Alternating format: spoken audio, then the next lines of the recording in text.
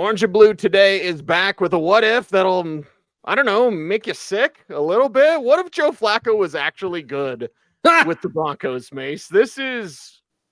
What if he was elite? What if Elway was right? Joe Flacco's elite. Well, he didn't say he was elite. He said he was just entering his prime. Enters prime. The elite thing was like the whole media discussion. If you dive somewhere into the internet catacombs, you'll find a column I wrote in 2012 when the Broncos stomped the Ravens in Baltimore. Chris Harris Jr. had the coast-to-coast pick 6 off Joe Flacco, and I said, this shows he's not elite. And then what happened a few weeks later? Let's forget about that when the Broncos lost to the Ravens in the playoffs. Right. Forget about that day, but Flacco is a Bronco. We're wearing our Wacko for Flacco shirts, and Joe Flacco is actually good. Yeah, John Elway's right. He's just entering his prime. So is it that absurd to say it? Well, I mean, he was the comeback player of the year in 2023. Now, right. I would got to the playoffs. Yeah, I would argue that if you go for just coming back in life, period, it should have been DeMar Hamlin. If you go for coming back on the football field, my choice would have been Baker Mayfield. But Joe Flacco did stabilize the Browns when they needed it most, although it's interesting to look at his advanced metrics, Cecil. He had a negative EPA per play for the Browns in 2023. Minus 0.016. Just behind Justin Fields, just ahead of Deshaun Watson. Russell Wilson had a better EPA per play last year than Joe Flacco did. Mm-hmm. Yeah, and then Flacco got figured out in the postseason. It's kind of what it was. But what about this? Like, if we're talking about what if Joe Flacco was good, is good playoff good? Like, we have to define good because he got the Browns the postseason and then it got waxed because he got figured out because he really wasn't that good. Well, what about now? When we're defining what if Joe Flacco had actually been good in Denver, we have to say, like, is that playoff good? Is that just regular season good and the Broncos are exposed in the postseason?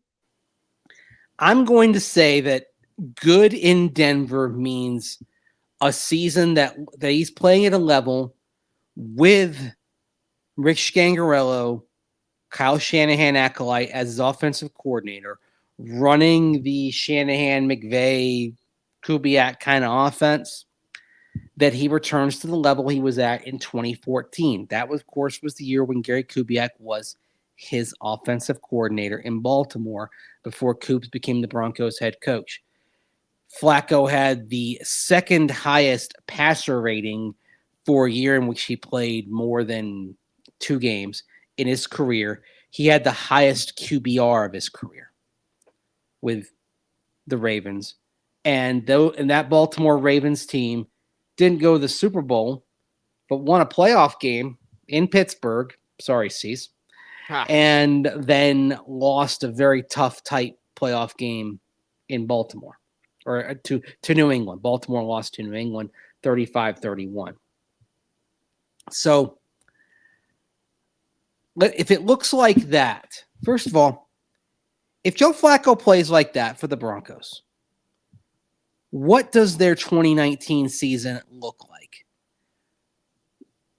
Do they start 2-2 instead of 0-4? Because I'll say they lose that game to the Raiders where Deshaun Hamilton dropped the pass in the third quarter in the end zone. And I'll say they lose to Green Bay.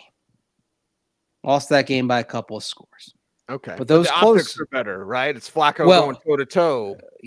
But the other thing also is you had those close losses to Jacksonville and Chicago at home. You win them both. Those are now wins. You're 2-2. You go play the Chargers in LA. You're 3-2. You play the Titans at home. You're 4-2.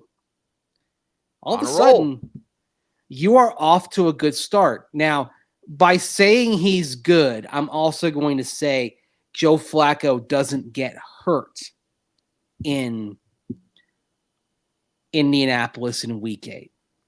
That ended his Bronco tenure. And of course, that's remembered more for what he said after the game than the Broncos losing that. The Broncos had a chance. Flacco was frustrated at the play calling, which gave the Colts the ball back, gave Jacoby Brissett and company one last chance to win, and they did. And Flacco, who got hurt, suffered the neck injury at the end of that game, didn't mince words when he talked with media after that game. We're now a 2-6 football team, and we're like afraid to go for it in a 2-minute drill. You know, like who cares if you give the ball back to the guys with 1 minute and 40 seconds left? They obviously got the field goal anyway. And once again, we're a 2-6 football team, and it just feels like we're kind of afraid to lose a game.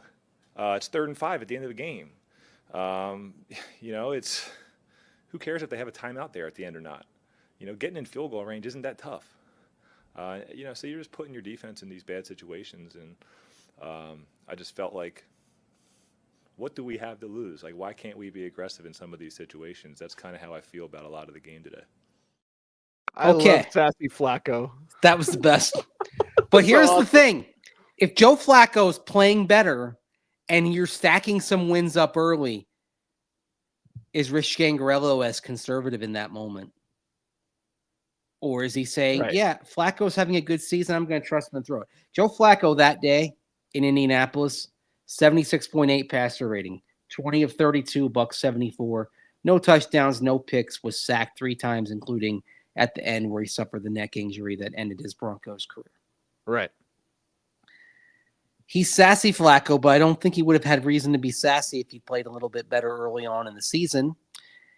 Because, again, I've got them starting 4-2. Let's say they lose to Kansas City just because. Sure.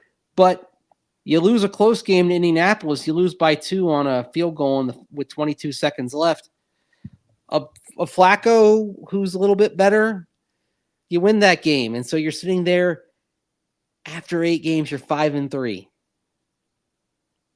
And so let's go through the rest of the season. Cleveland, in reality, they beat the Browns. We'll say they beat them here too. Sure.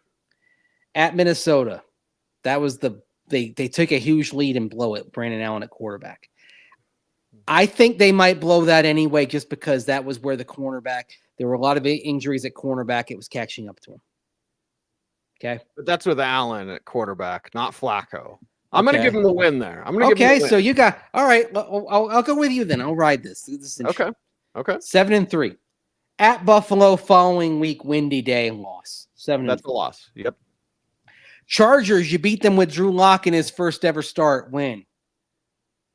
8-4 at Houston. You clobbered them with Drew Lock playing well.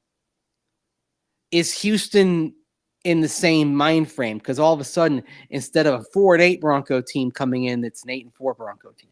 Yeah. This is where I'd say maybe the game is completely different. And it would be a shootout because it would be hot Flacco versus Deshaun. Yes. I'm actually going to say a completely different type of game. Houston wins. Okay. 8-5. Go to Kansas City in the snow. Loss. 8-6. But guess what? You come back home. You face Detroit.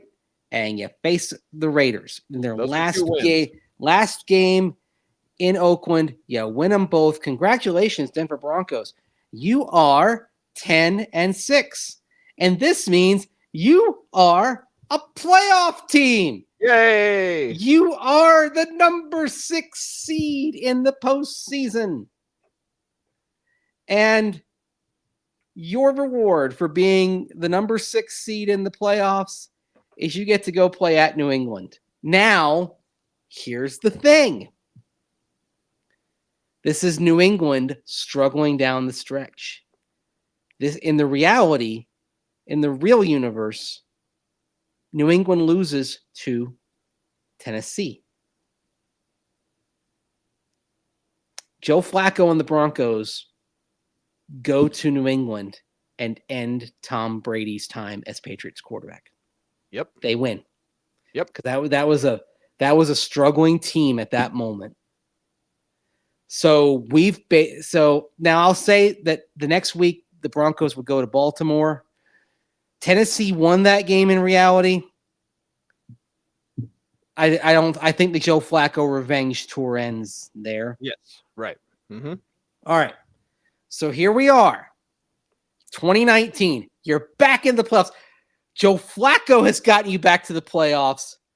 Vic Fangio has coached a team to the playoffs. Rick Scangarello is your offensive coordinator. You're not firing him. And oh, by the way, who's sitting there on the bench? Drew Lock. Drew Lock hasn't gotten in. Right. And he has a quarterback ahead of him who is uninterested in being his mentor. Are you here to mentor Drew Lock? Well, just kind of like, you got to be careful with how you answer that. But I think that is, like I said, it's kind of Rich's job, and it's to be in that quarterback room and watch, and that's how you can develop. Listen, I got so many things to worry about. I'm trying to go out there and play good football. I'm trying to go out there and play the best football of my life. So as far as a time constraint and all that stuff, I'm not worried about developing guys or any of that. That is what it is. And like I said, I hope he does develop, but I don't look at that as my job. My job is to go win football games for this football team.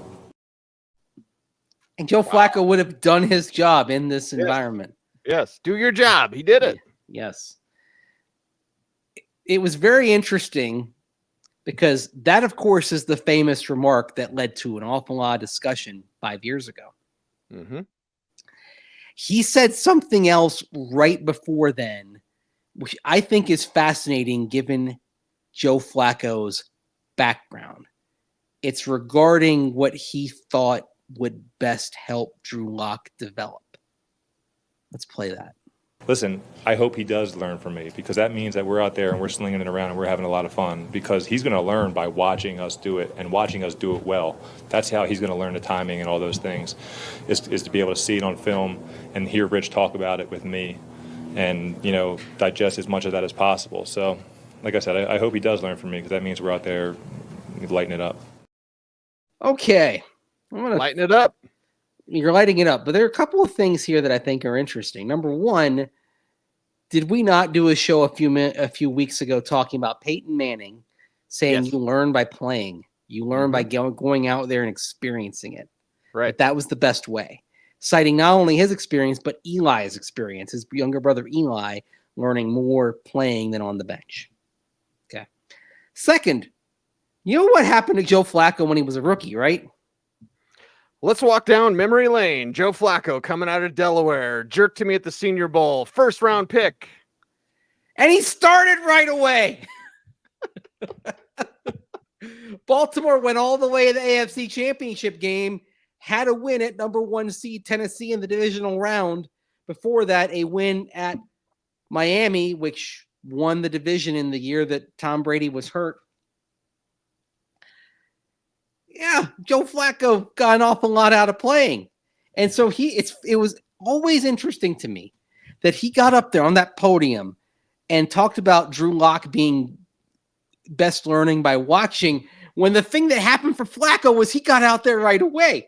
So this is a guy who was very much in turf protection mode. You think in any way he would have offered any kind of counsel to Drew Lock?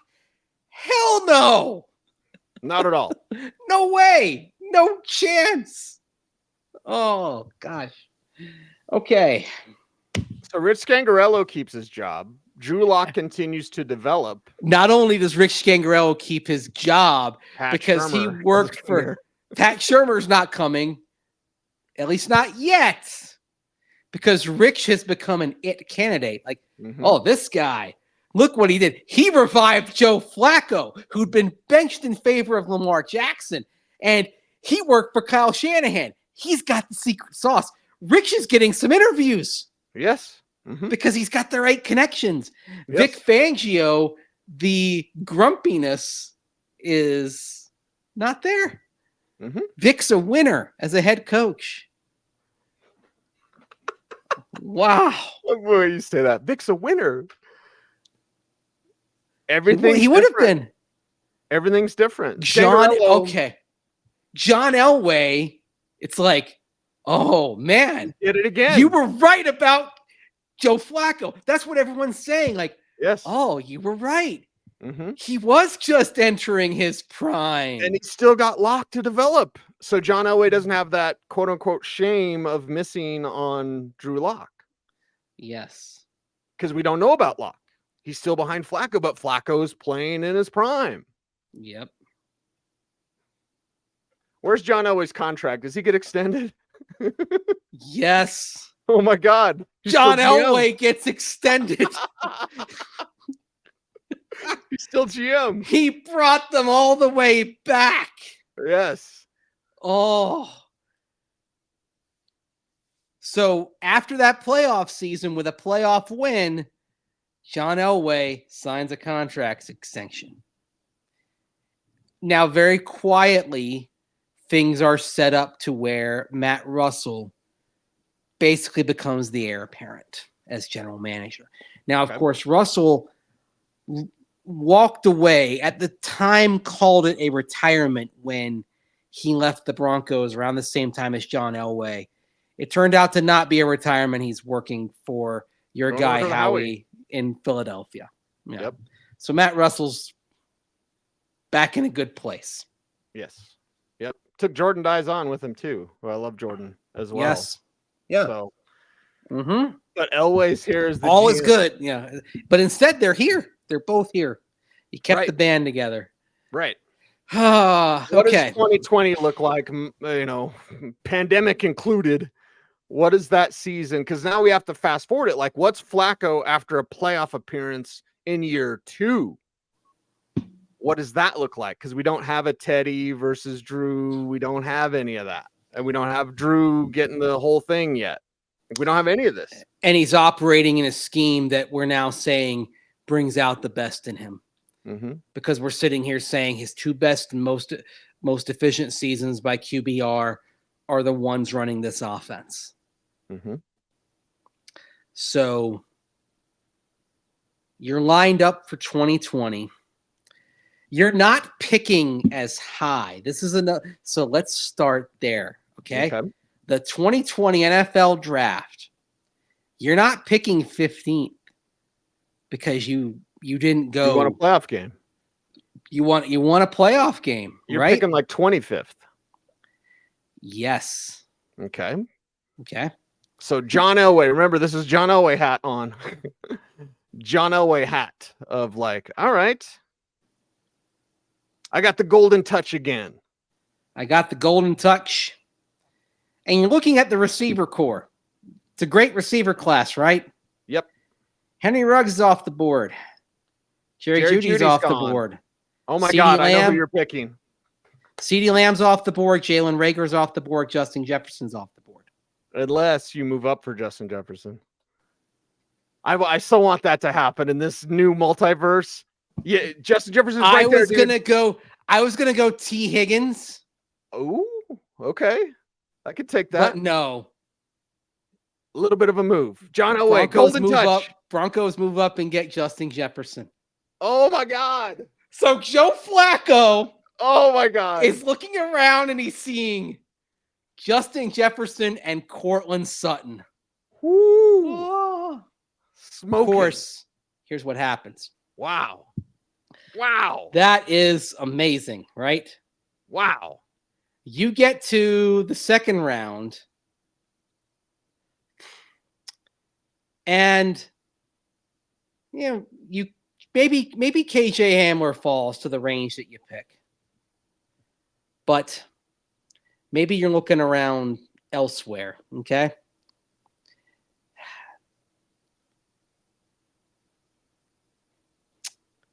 Late second round, here's some of the names on the board, okay?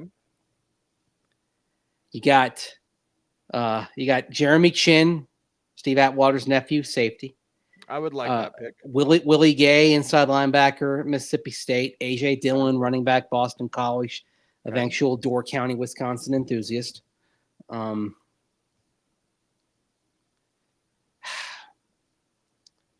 Mims, Ezra Cleveland. I'm going to go with a name that was taken very early in the third round. The Broncos pick one of these 2 players. Logan Wilson. Oh. I know you like your Cowboys from Wyoming. Oh my God. Antonio Gibson. Let's go. Because I'm saying in this universe, they're not signing Melvin Gordon. Right. No Melvin Gordon. Let's go with Gibson. You signed Melvin Gordon because you had a bad red zone offense. It's better with Joe Flacco playing at the best level he's had in the last several years. So you don't have that same urgency. There's your running back. You get Antonio Gibson. Oh, my God. Justin Jefferson, Antonio Gibson. Yes. And Antonio Gibson and Philip Lindsay. Different types of running backs, different body types. Mm-hmm. Antonio Gibson, 6'2", 220. He's got some moves, but, man, he's going to be able to pound you, right? Mm-hmm. Yep. And unlike Washington, the Broncos figure out how to use him. And, oh, by the way, they're running the Shanahan-McVay offense. Gibson and Lindsay flourish together. Okay. Done and done. Wow. All right. As the third round goes on, Broncos have 2 picks. First one's still Lloyd Cushenberry. Okay, they have 3 picks. So they get Lloyd Cushenberry. Their own pick is later. I'm going to give them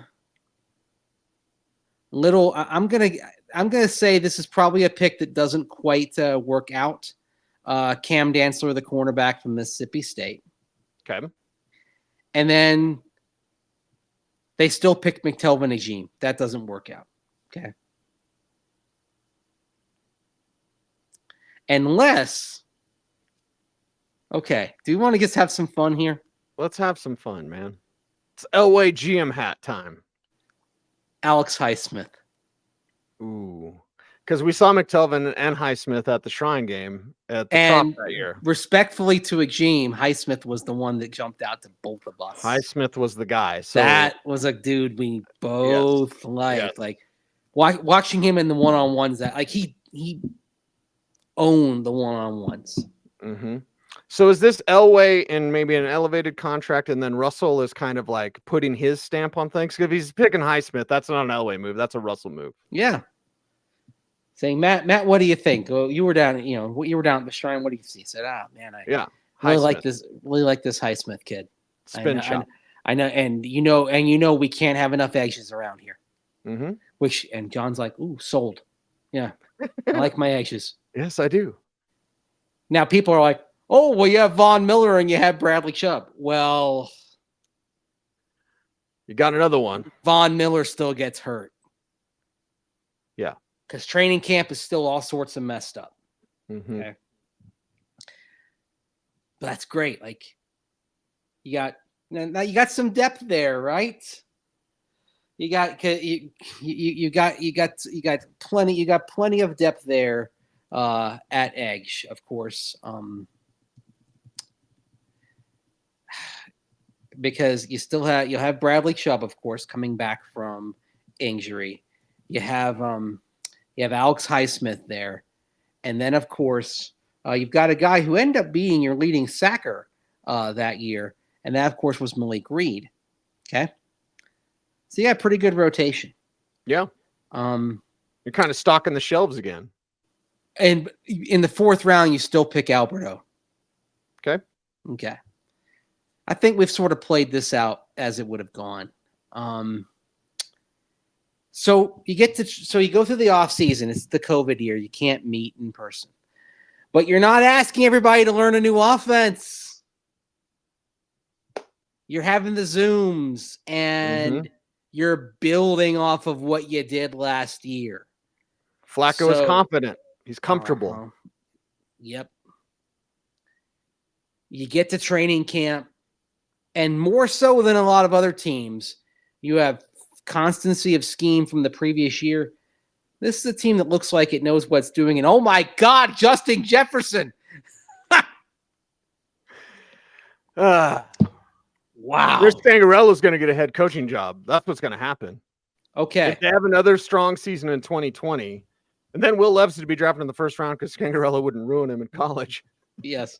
Maybe the key for Scangarello is he just needs a quarterback who's already developed and needs a little, just needs someone to call the plays. And Justin Jefferson and Antonio Gibson. Imagine what that would do for Locke's development. Oh, yes. Now Locke's looks like a stud. Yeah. we don't know the order of the games because, of course, the Broncos would probably have more primetime games coming off playoff appearance, blah, blah, blah. Sure.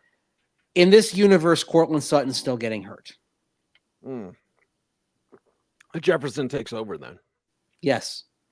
Justin Jefferson becomes wide receiver 1 and becomes an alpha real fast. A superstar.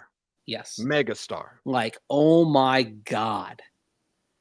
And becomes not only a great player, but for Joe Flacco, losing Courtland Sutton, because losing Court hurts. Mm-hmm. To this day, the best that Courtland Sutton's ever played for a multi-game stretch was 8 games with Joe Flacco. It was a perfect mix of quarterback and receiver skill set. Yes. Go get the post, go get the 9 ball. Flacco could launch it and Sutton would go get it. But now, and imagine Elway. That's what my mind's just kind of stuck on Elway. Imagine how big Elway's head would be because he moved up for Justin Jefferson. Oh, God. And Jefferson's like this megastar. Elway was like, I am so back. John Elway. Like, I'm the greatest ever. Good for you, bud. Good for you. Yeah. Oh, my God. Wow. Oh. Wow. And Vic Fangio, just all smiles every day. Every day. Vic Fangio, smiling, loving it, styling, profiling. Okay, I'm going to throw something else in there. Okay. Is Blake Bortles your emergency COVID quarterback? No. Okay. So you know what happens? You don't have the contact tracer incident. You don't have Kendall Hinton playing quarterback. You don't have the embarrassment of that. Because if something goes, you don't have that, and so something goes askew, it's okay. It's an honest mistake.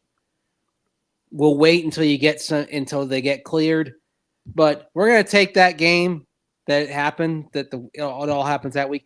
We're gonna play it on Tuesday because you were following the rules, rather than making you pay for not just going afoul of regulations, but then lying about it. Mm-hmm. It's always the cover-up that gets you. And in this case, it was a colossally stupid cover-up because there are cameras everywhere. There's cameras everywhere. Yeah, right. You think they weren't going to check that? Idiots. Yeah, not great. Not great, Bob. So what is their record in 2020? Because there's this scenario I kind of want to get to if we're going to get a little crazy. Because he stopped Tom Brady with New England. Does he stop Tom Brady with Tampa? No, because they don't get that. They don't get that far. Are they going back to back? Oh, I will say this: one of the games they win instead of lose is when Tom Brady and Tampa Bay come in. Okay. So they stop Tommy. Then they don't get to the Super Bowl, but are they making the playoffs? And are we going back to back? Drew Locke's still waiting. Joe Flacco's throwing darts to Justin Jefferson. Antonio Gibson, Phillip Lindsay tearing it up. Oh, man, this is good. It's really good. Why couldn't Joe Flacco be good? Look at what we're creating. Because we're saying in this, what if Joe Flacco were actually good? What if Flacco you're going back. You're going back to the playoffs. Oh, my God. 2 years in a row. Two playoffs years in a row. Man, you're back to the playoffs. You are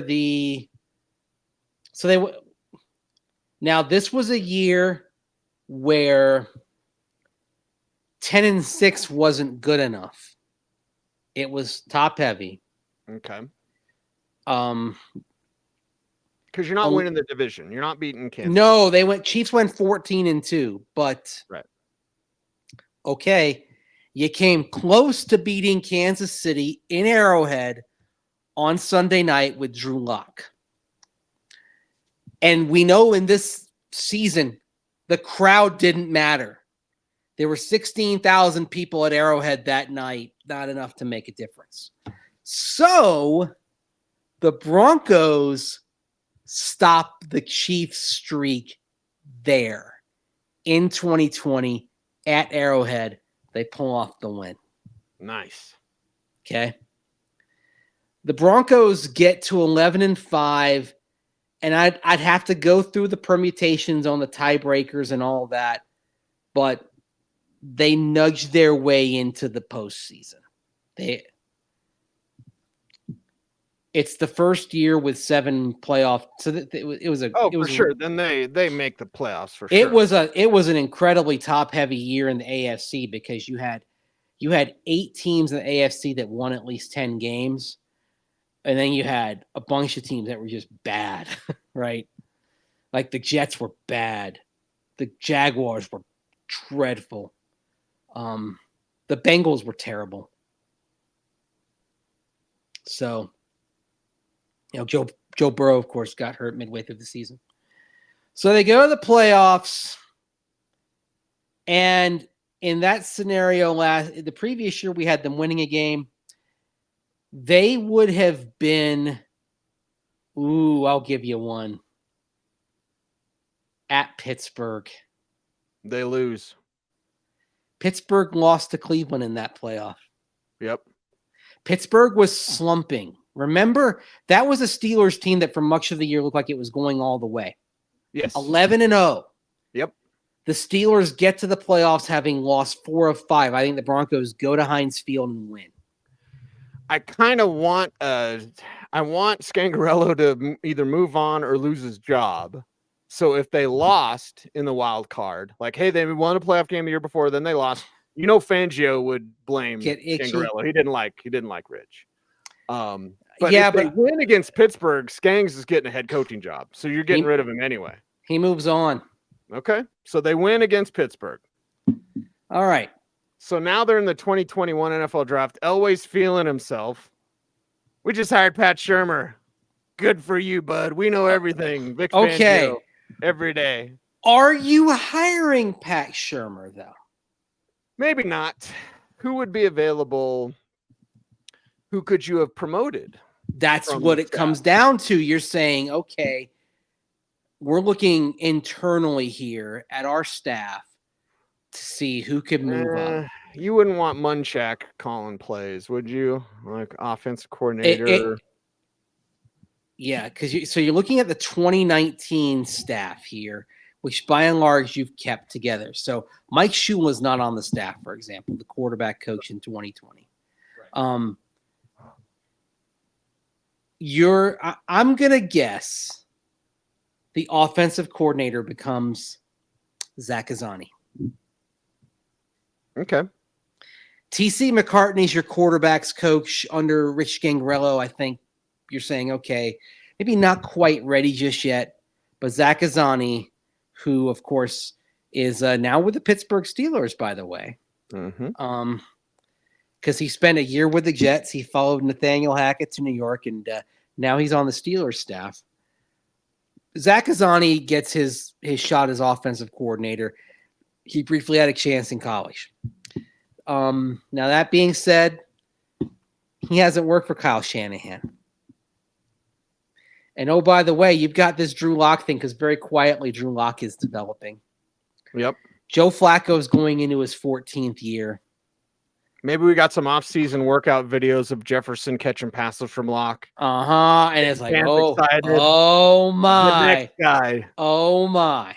Elway's just waiting to unleash him, waiting to show you what else you got. And Joe Flacco going into year 14.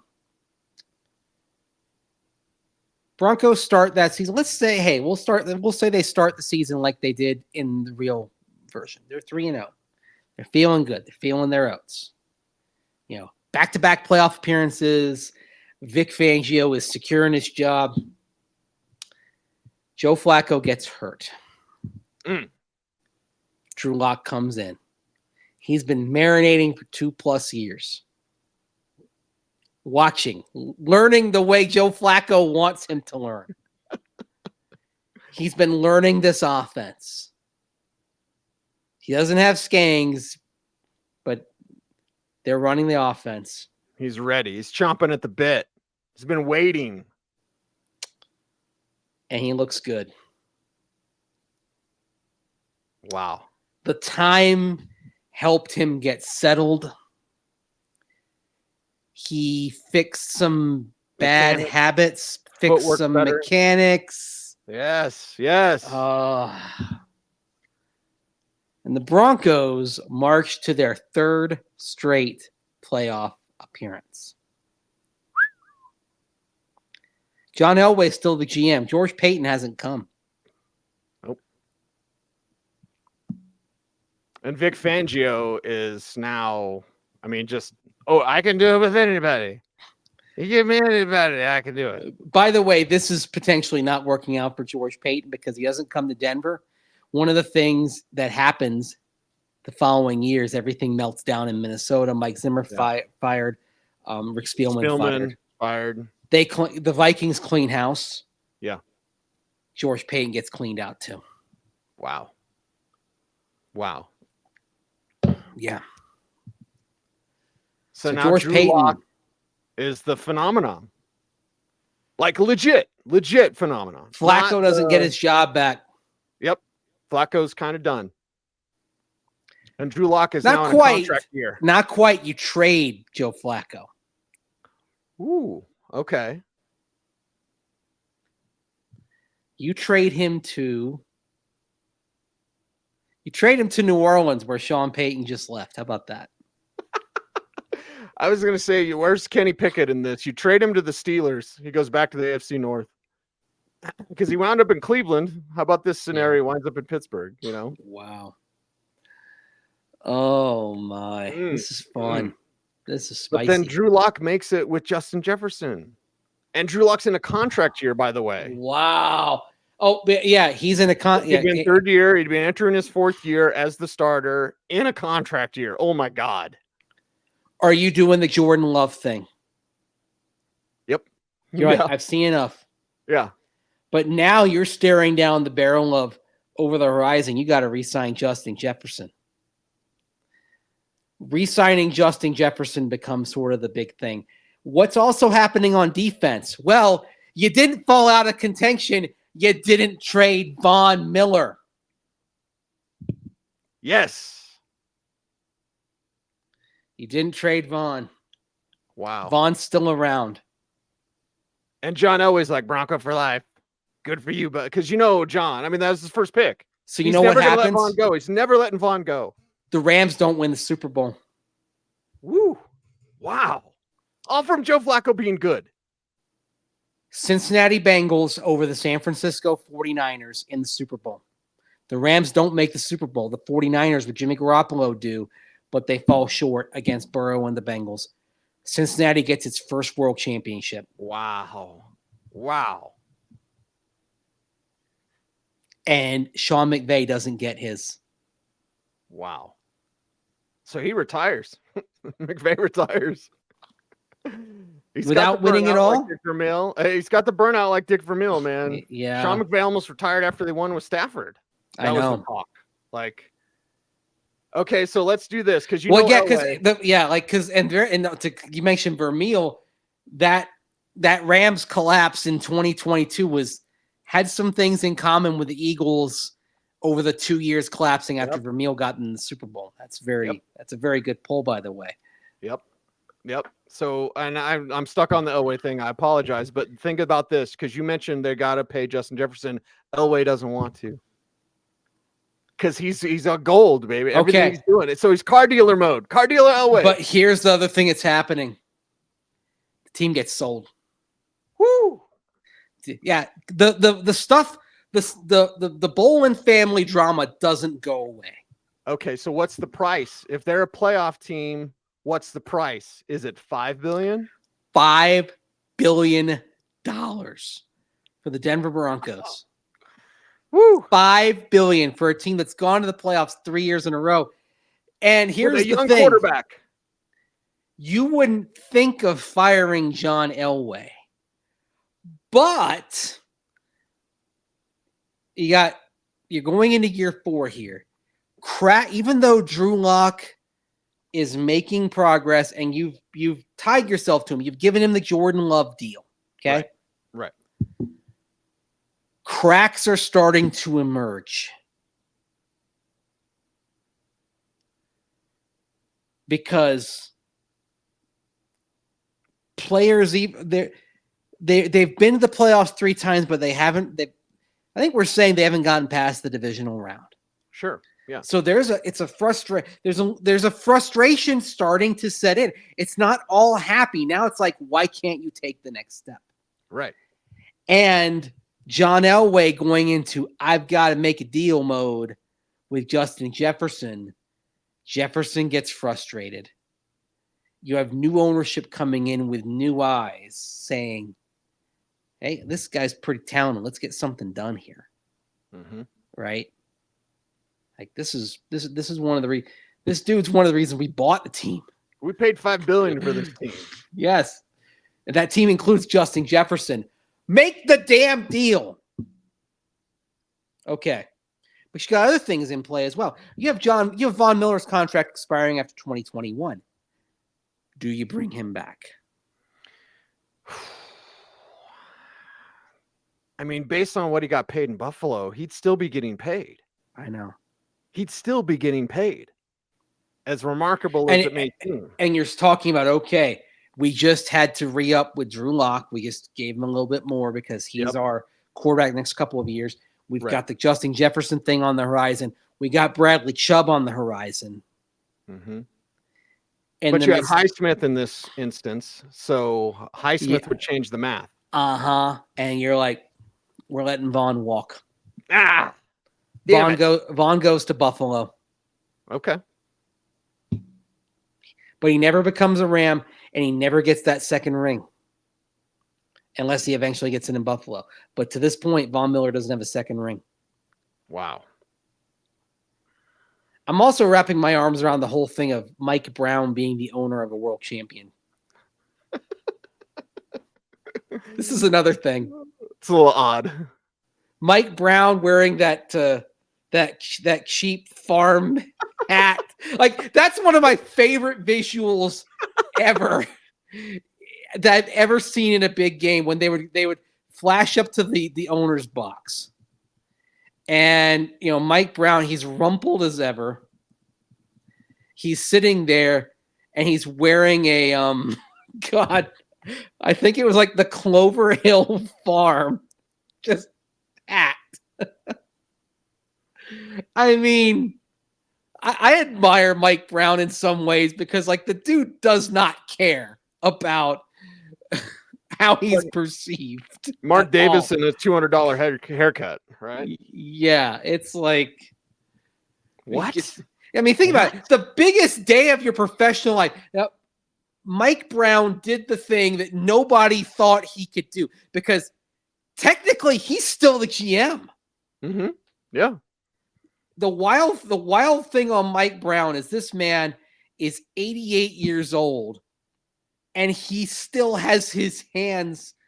Now, Duke Tobin does a lot of the personnel stuff, but he's still got his hands on the wheel of this team, jarring it wherever he wants.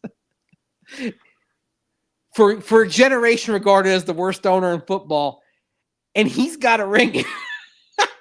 He's built a Super Bowl. Mike Brown's built a Super Bowl champion.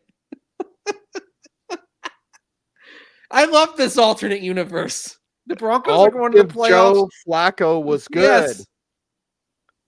Think of the butterfly effect from this. We started with Joe Flacco just being good, and we gave the Bengals a championship.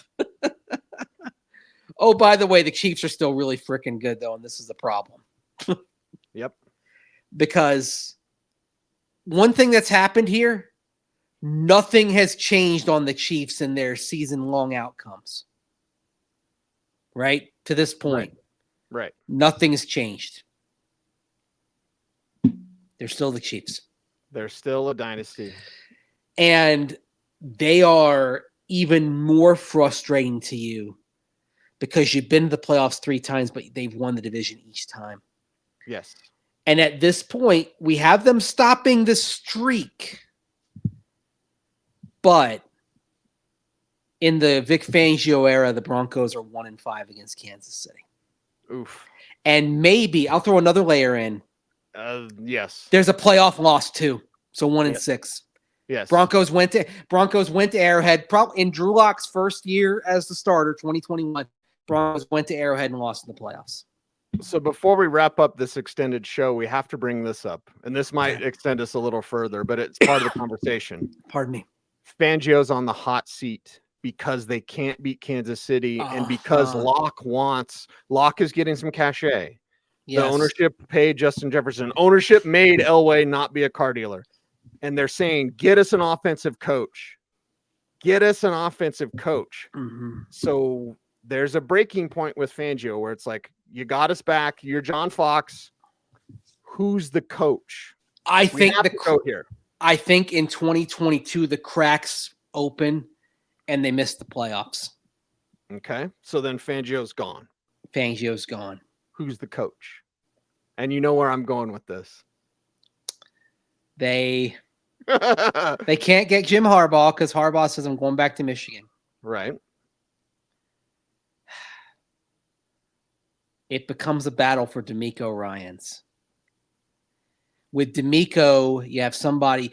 Hey, you're giving the Shanahan-McVay connection credit for what the offense has done for the development of Drew Lock because it was Rich Gangrel coming from Mike Shanahan's operation. Houston puts on the full court press, and they appeal to DeMeco Ryans being from home. In this version of the multiverse, Houston doesn't win the appeal. The Broncos offer a young quarterback, the best receiver in football, a full complement of draft picks. They're not picking number 1 overall like Houston, but they haven't drained their draft capital to get Russell Wilson. Right. DeMeco Ryans head coach Denver Broncos. Wow. And he comes in 23 and with more to work with at the start, it's a rocket.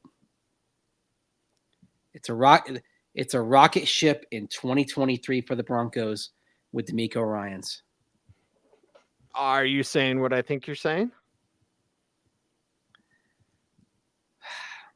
I mean, you said rocket. Rocket only means one thing. The Broncos win the division. And because the Chiefs, remember, were only 11-6 this past year. Mm-hmm.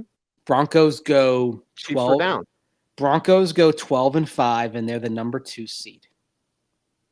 Okay. So they have the same seed so they play Miami in the first round and they win. Okay. And get them there. And you can get them there. And the second round, they're playing Buffalo, but they're playing them in Denver. Von Miller comes back. Yeah. But Broncos get the win. Mm-hmm. Denver Broncos at Baltimore Ravens AFC Championship game, and I'm sorry to say that this is where the road ends. Little too much Lamar. But the Chiefs, they've stumbled along the way elsewhere. Okay? You know, they lost at some point. Or did they? Maybe it's Chiefs at Broncos. Maybe the Chiefs. Oh, hang on. Brainwave. This is what happens when you get first drafts here, okay? Okay. Chiefs win at Baltimore. Broncos don't go to Baltimore. Yep. The Chiefs come to Denver for the AFC Championship game. The Broncos win. See, I have them losing. No, the Chiefs were down last year. Broncos win. The Broncos get over the hump. So the Broncos so it's DeMeco Ryans and Kyle Shanahan in the Super Bowl. With Drew Lock at quarterback. Drew Lock, Brock Purdy, Super Bowl. Wow. Niners win. Yep. Niners win. No, the Niners win because as the game flows, it doesn't have those pivotal moments, and you don't have Drew Lock is a good quarterback, but he's not pick your poison in the way Mahomes is. Like, you know, the moment that you like to refer to is that moment in overtime where literally the Niners had match point, fourth down. They stop them, game over. There's never been a moment like that in the history of the Super Bowl. Right. But it was so easy because all Mahomes had to do was wait, see the coverage, and they vacated an area for him to take off, and he got the yards and the drive went on, right? So difficult to stop them in a key moment. You can stop Drew Lock in that key moment. Actually, yeah. The Niners couldn't stop Mahomes. They could stop Drew Lock. Yep. Niners win. And that's the Super Bowl. And that's the difference in that moment. The Broncos got back to the Super Bowl. DeMeco Ryans is their head coach. Is John Elway still the GM? He's elevated at that point, and then Russell takes He's over. kicked himself up to president. Sure. Mm-hmm. And Matt Russell is making the day-to-day decisions. He's basically done the Joe Sakic, Chris McFarland thing with the Avalanche. Sure. Yeah. And in fact, that basically that's the model, because like it happens maybe like a year after Sakic kind of hands off the reins. That's what I think you see here. Another example would be the Ozzie Newsome, Eric DeCosta. Yes. Although I think Ozzie's more involved than Elway would be. Oh, of course. Yeah. Like Ozzie's still kind of running the show there, it seems like. His influence is still felt quite a bit. It's like if Ozzie says he likes a guy, they get that guy. Mm-hmm. Still. Mm-hmm. Which, again, all respect to DeCosta. With John spending, put it this way, John spending a little more time in Palm Desert and at Coeur d'Alene and less time in the office than Ozzie does. Ozzie's kind of like Bud Grant was with the Vikings. Like, he may have that office may be his until the day he dies, and he may still be showing up a few times a week, forever. Yep. Like he's some guys are just lifers in that environment. Ozzie's Bud was a lifer. Ozzie's a lifer. John isn't that way. John's got golf courses he wants to play, although he was out at practice during OTAs. He was, yes. Watching with Greg Penner. Man. So all this, the Broncos, they become a perennial playoff team 4 out of 5 years. They go to a Super Bowl. They hire DeMeco Ryans. The Bengals are a world championship team. Kyle Shanahan has a ring. Yep. All because Drew Lock's a Pro Bowler. All because Joe Flacco actually was who John Elway thought he was. Wow. This one went in a direction I did not think it would go. That's why I love him. All the while, Joe Flacco not really mentoring Drew Lock. He's like, well, the thing is, like, we're sitting here saying that Joe's like, that's Rich's job. Okay. Coda to this. Where does Rich Scangarello go?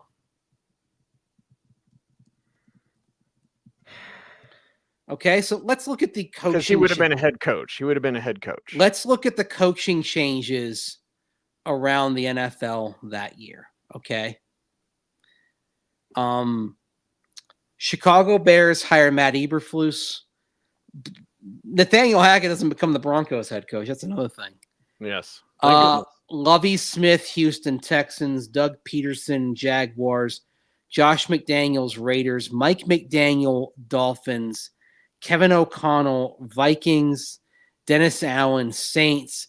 Brian Daboll, Giants. Todd Bowles, Tampa Bay.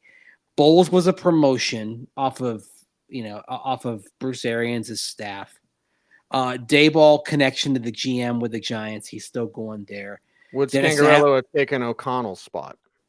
He takes O'Connell's spot, or he goes to Chicago. Because Chicago's trying to figure out Justin Fields.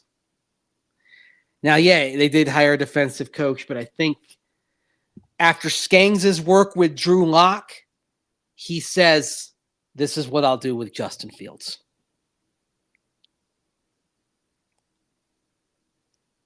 The other thing also, in this universe, Skangs actually figures things out. Yeah. This may be kind of the roadblock here. But that being said, we go to Chicago. He does pretty well with Justin Fields. The head coach role was too much for him. Yes. I'll say the Bears turn out much as they did. To the point where they still make that trade with the Panthers. They still end up with a number 1 overall pick this year. But they've hired a new coach this time around to develop Caleb Williams. So you have a first-time head coach with Caleb Williams. You have alignment instead of this really goofy thing where you might be giving Caleb Williams a new coach in 2025 if it doesn't work out, which I really think is going to happen as my mic. Wow. It's all falling apart. Oh, my gosh. Would Rich Scangarello have taken Joe Flacco with him?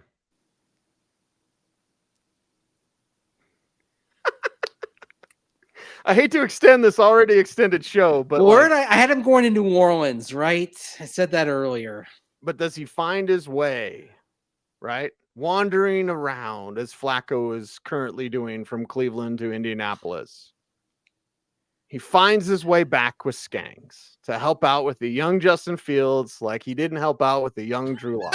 Yeah. That's a great stylistic pairing. Yes. I mean, Flacco and Fields. Oh my God. It's Flacco and Lamar all over again. Oh, wow. Right down to the dirty looks on the bench when Flacco's standing there watching, when he was watching Lamar. Remember in the playoff game and Lamar was struggling and they kept flashing to Flacco on the sideline? Yep. Oh, God. It's a wild one. Oh. What happens to Sean Payton? This is actually pretty easy. Chargers head coach. Yeah. He sits out another year. He goes to the Chargers. Again, part of this is the Broncos offering an attractive situation. Don't get me wrong. There were definitely pulls of the heart for DeMeco Ryans, but the Broncos did not offer a good situation in terms of draft capital. You inherited a quarterback that maybe you didn't want. In this case, DeMeco Ryans, one of the things he would have liked was coming into a team that has its full complement of draft capital, has been to the playoffs more often than not, and in recent years, and by the way, has a young quarterback who's running this offense. So we're not, Slowick's coming in, but they're not installing a new offense. It's basically the same thing. So it's continuity. You're picking up where you left off. Yep. There are a lot of things. And then finally the paycheck would have been. Yeah. DeMeco Ryans, head coach, Denver Broncos. Okay. I like it. Yeah, I think Broncos country would have liked that too. If only Joe Flacco was good. Had been good. The butterfly effects abound on these shows. Mace, it's been a good one. This was spicy. Spicy. Very spicy, that's for sure. Spicy and helping us out on YouTube. How do you do that? Like, comment, share, subscribe, hit that notification bell so that you never miss a vid. That's right. He's Andrew Mason. Follow him on all the socials at Mace Denver. I'm at Cecil Lammey saying OBT's BFD. Thanks for watching. Stay tuned and stay frosty.